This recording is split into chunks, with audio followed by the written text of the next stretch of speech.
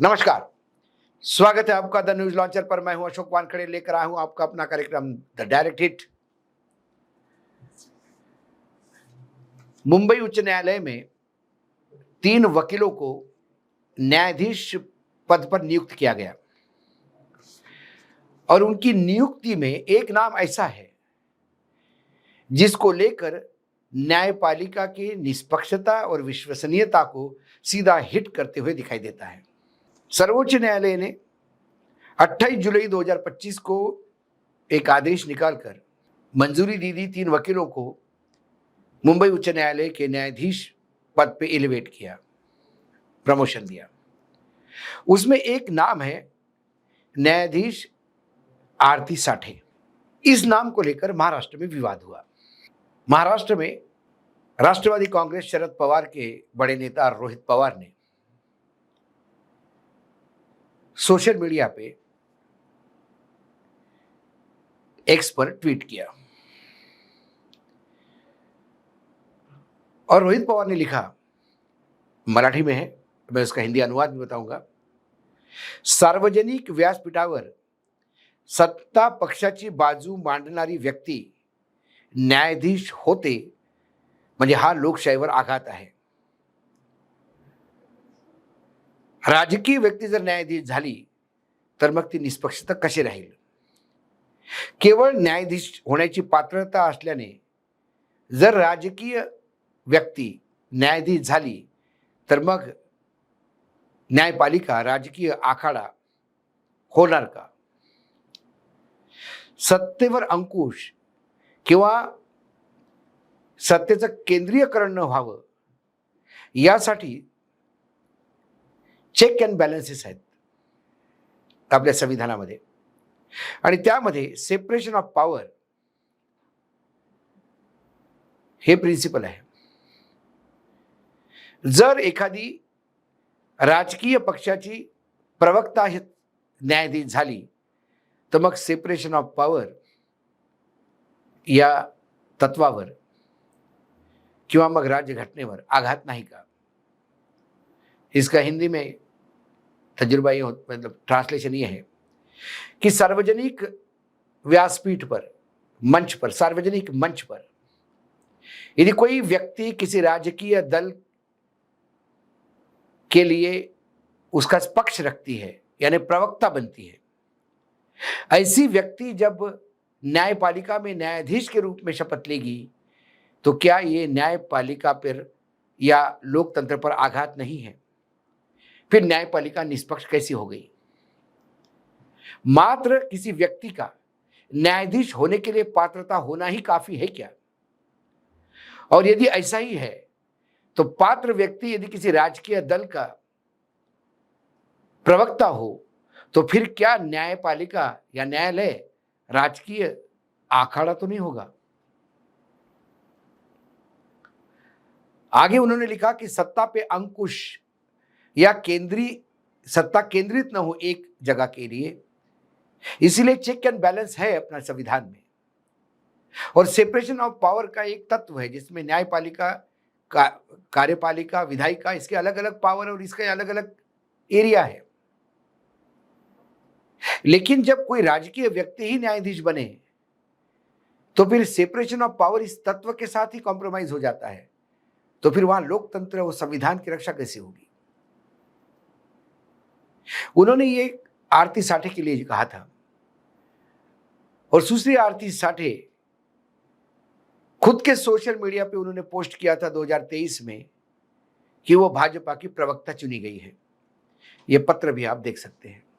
इसमें नीचे की तरफ आरती साठे के नाम पे राउंड होगा, सामने मुंबई लिखा है, मुंबई के लिए प्रवक्ता।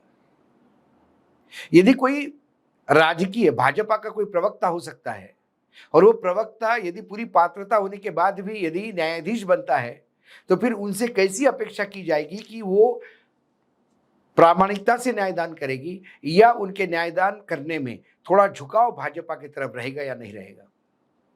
ऐसा न्यायपालिका में होता आ रहा है। एक न्यायाधीश थे कलकत्ता हाईकोर्ट के अभिजीत गंगोपाध्याय। ये महाशय 3 साल तक न्यायाधीश रहे और एकाएक उन्होंने इस्तीफा दे दिया। और फिर इस्तीफा देकर तुरंत लोकसभा चुनाव लड़ा भाजपा के टिकट पर और चुनाव भी जीत गए।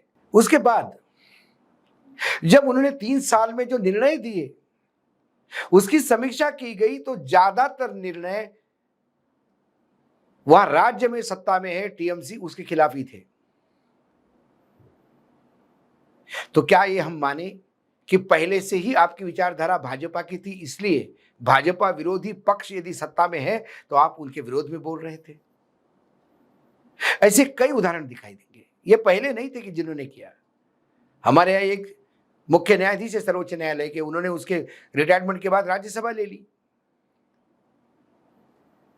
एक पुराना केस है 1967 का, तत्कालीन सर्वोच्च न्यायालय के मुख्य न्यायाधीश सुब्बा राव, इन्होंने इस्तीफा देकर राष्ट्रपति पद के लिए चुनाव लड़ा था और जाकिर हुसैन के खिलाफ चुनाव लड़ा था।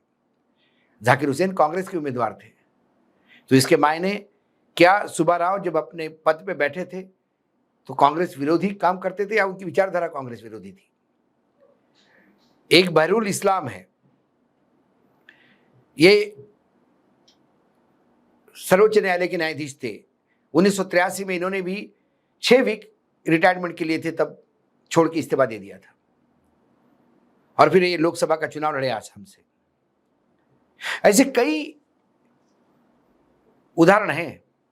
लेकिन सर्वोच्च न्यायालय के वर्तमान मुख्य न्यायाधीश जो भूषण गवई जी, उन्होंने हाल ही में एक जगह बात करते हुए कहा था कि रिटायरमेंट के बाद या इस्तीफा देकर यदि कोई राजनीतिक दल ज्वाइन करता है या चुनाव लड़ता है तो कहीं ना कहीं लोगों के मन में न्यायपालिका के प्रति शंका निर्माण होती है और न्यायपालिका के विश्वसनीयता पे प्रश्न चिन्ह खड़ा हो जाता है। व्यक्तिगत रूप से उन्होंने कहा कि यह होना नहीं चाहिए, एक कुछ आचार संहिता अपनी होनी चाहिए।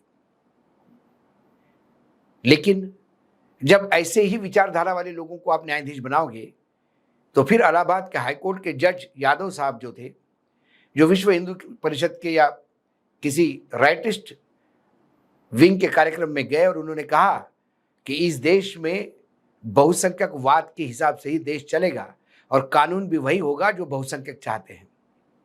संविधान की शपथ लेकर संविधान का कस्टोडियन होने वाले न्यायपालिका ही बहुसंख्यकवाद और अल्पसंख्यकवाद पे आके टिक जाए या फिर बहुसंख्यकवाद के हिसाब से ही देश चलाने और संविधान चलाने की बात करे, कानून वैसा हो करे बात करे, तो फिर संविधान के मतलब क्या है? सर्वोच्च न्यायालय ने आके यादव साहब को जरूर हड़काया। यादव साहब ने वहां माफी भी मांगी, ऐसा कहा जाता है, लेकिन बाहर आने के बाद यादव साहब ने कहा कि मैंने कोई गलत नहीं किया। उन्हीं यादव साहब के खिलाफ महाभियोग लाने के लिए 50 मेंबर ऑफ पार्लियामेंट ने एक चिट्ठी लिख के दी थी राज्यसभा में। अभी तो राज्यसभा के तत्कालीन सभापति जिन्होंने ये चिट्ठी ली थी वो लगातार बोल रहे थे कि मैं सिग्नेचर की सत्यापन कर रहा हूं। 3-4 महीने में 50 लोगों के सिग्नेचर का सत्यापन वो नहीं कर पाए। लेकिन फिर वर्मा जी के महाभियोग के लिए जरूरत से ज्यादा तत्परता दिखाई तो उनको जाना पड़ा पद से। न्यायाधीशों की जो टिप्पणियां हैं कई बार लगता है कि विपक्ष का हनन करने के लिए तो नहीं होती।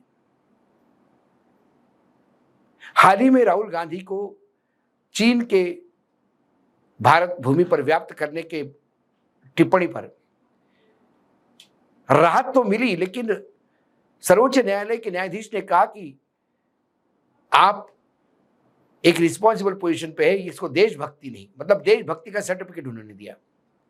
सावरकर के टिप्पणी के बारे में उन्हीं न्यायाधीश ने कहा कि सावरकर महाराष्ट्र में पूजे जाते हैं, आपने ऐसा नहीं बोलना चाहिए। पूजे तो इस देश में रावण भी जाते हैं कुछ जगह, और पूजा तो गोडसे की भी पूजा करने वाले लोग महाराष्ट्र में हैं।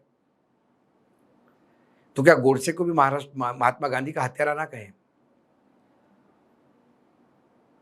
कई बार जब न्यायपालिका राजनीतिक रंग दिखाने लगती है तो फिर डर लगता है कि संविधान का अंतिम रक्षा का काम न्यायपालिका का है।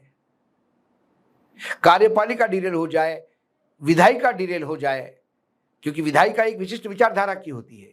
वो जब चुन के आती है तो विचारधारा थोपने का प्रयास करती है, लेकिन उन पे अंकुश संविधान रखता है और उस संविधान को डिफाइन करता है सर्वोच्च न्यायालय, न्यायपालिका। संविधान का कस्टोडियन है न्यायपालिका।